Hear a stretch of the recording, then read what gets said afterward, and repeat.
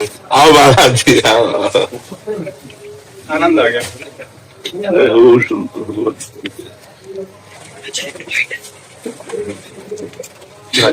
संतों की कृपा से आपका दर्शन होता रहता है। आपकी कृपा से संतों का दर्शन होता है।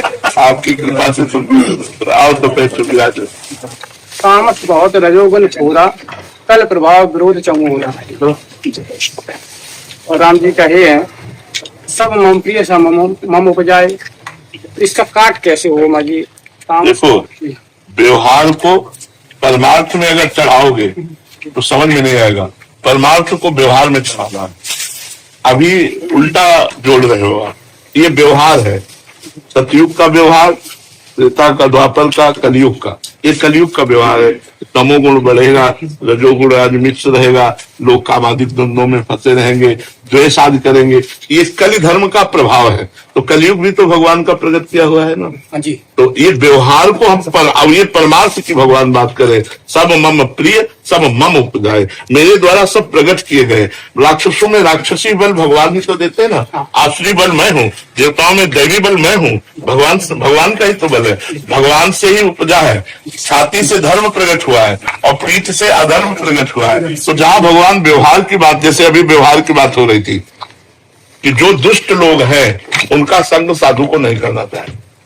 जो अभिमानी है, संतों को भिखारी समझते हैं, जो झूठ बोलते हैं, जो पाप कर्म करते हैं, व्यभिचार करते हैं, ऐसे दुष्टों का दूर से त्याग कर देना चाहिए। ये देखो व्यवहार है। अब परमार्थ क्या कहता है? जहाँ व्यवहार का परिणाम होगा वहां शुभ और अशुभ, अच्छा और बुरा, त्याज्य और ग्रहण करने की बात आएगी। और जब परमार्थ की बात होगी तो वो बाढ़ है। जैसे बाढ़ में छोटा बड़ा गड्ढा वो सब बराबर हो जाता है, तो उसमें बराबर जड़ चेतन जग जीव जत सकल राम मैं जानी, बंदो सबके पद कमल सदा जोरी जुग पाल। सबके पद कमल।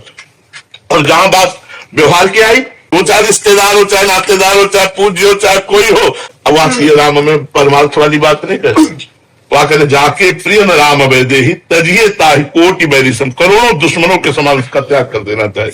तो परमार्थ का उपदेश और व्यवहार का उपदेश अलग अलग स्थानों पर अपनी अपनी जगह शोभा पा रहा है। एक को उठाकर एक पे नहीं रख सकते।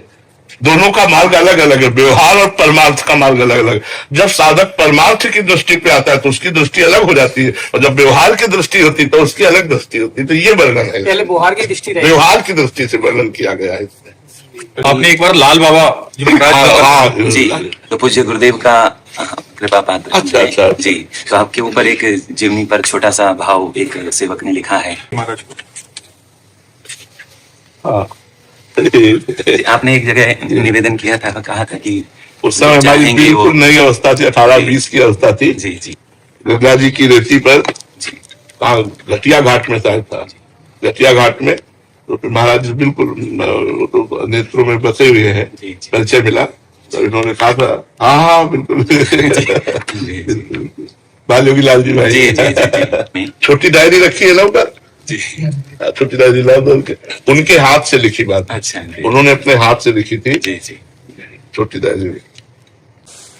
ये डायरी हमारी सन्यास की डायरी है। जी, ये उनके हाथ की राइटिंग। जी जी जी, उनके हाथ की राइटिंग पहले पेज पर लिखी। सुनाओ। जैसा सोचोगे वैसा हो जाओगे, इसीलिए जैसा होना है वैसा सोचो। हम शून्य जीवन ही परमात्मा के साम्राज्य में प्रवेश करता है। सरल एवं सहज जीवन में ही श्रद्धा का जन्म होता है और पावन देवी संपदा भी।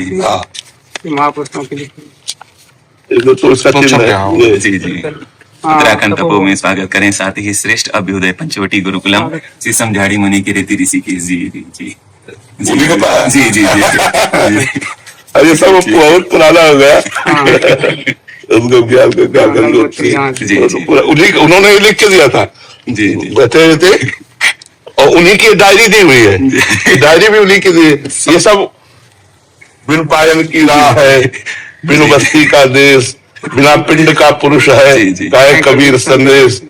श्री राम सन 2000 की हमारी 26 साल पहले की डायरी। हाँ, ये सब उन्हीं का लिखा हुआ है। यहाँ तक उन्हीं का लिखा हुआ है। जी जी जी।